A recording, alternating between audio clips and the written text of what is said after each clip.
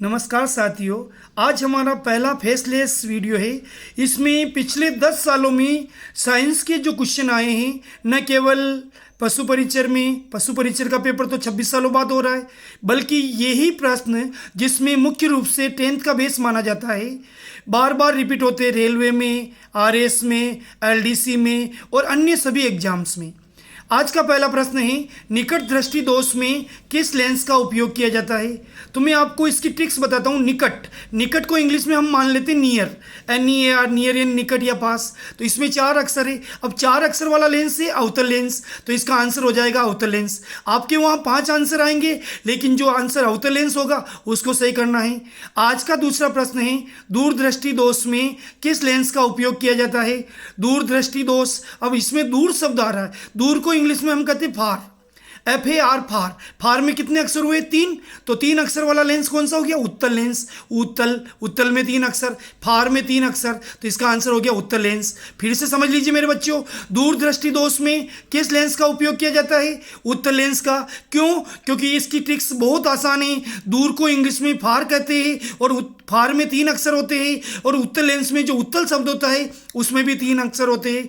दूध से दही बनना, ये आज का तीसरा प्रश्न है कि दूध से जो दही बनता है वो किस प्रकार की अभिक्रिया है या किस प्रकार का परिवर्तन है।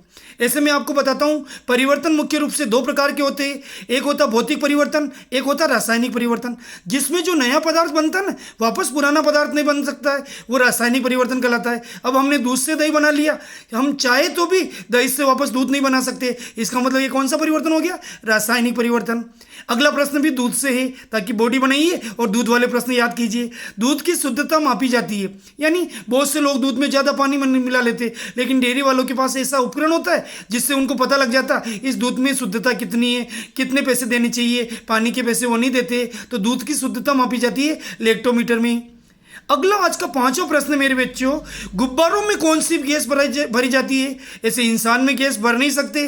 अब कोरोना टाइम पे ऑक्सीजन इंसान को लेनी पड़ी थी, लेकिन गुब्बारों में भूल से भी कभी ऑक्सीजन को आप आंसर मत मानना। गुब्बारों में जो गैस भरी जाती है वो हीलियम गैस होती है, क्योंकि वो सबसे हल्की गैस होती है, गुब्बारों को आसानी से आकाश में उड़ा देती है। तो फिर से सुन लीजिए, गुब्बारों में जो गैस भरी जाती है उसका नाम याद रखना, हीलियम गैस।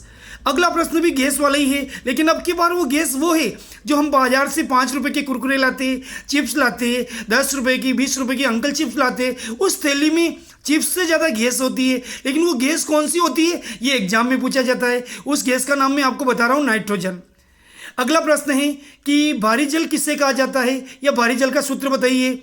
देखो, जो हम जल पीते हैं उसका सूत्र तो है H2O, लेकिन जो भारी जल होता है, भारी मतलब हेवी वाटर का सूत्र होता है D2O, और उसका रासायनिक नाम है ड्यूटेरियम ऑक्साइड।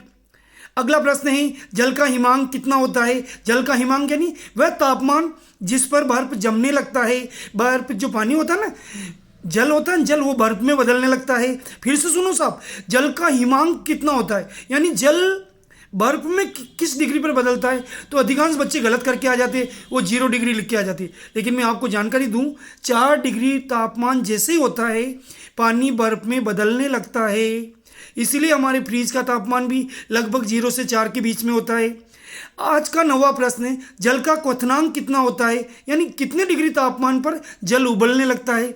हम कभी गैस पे रख के भूल जाते तो वो उबलता ही रहता है, लेकिन आपको विज्ञान के हिसाब से आंसर देना मेरे बच्चों। जल का क्वथनांक कितना होता है? 100 डिग्री सेंटीग्रेड। याद रखना, सेंचुरी शतक लगाते क्रिकेट में, और जब उबलने में शतक लग जाता तापमान में, तो जल निश्चित रूप से उबलने लगता है। आज का अंतिम प्रश्न है, किसी लेंस की क्षमता का मात्रक क्या है? लेंस आप जानते ही हो, आंखों में भी होते हैं, चश्मों में भी होते हैं, बहुत सारी चीज़ों में लेंस का उपयोग किया जाता है, और उसका मात्रक होता है डायोप्टर। डायोप्टर नामक वैज्ञानिक ने इसकी खोज की, उनके नाम से इसका मात्रक का नाम पड़ा डायोप्टर।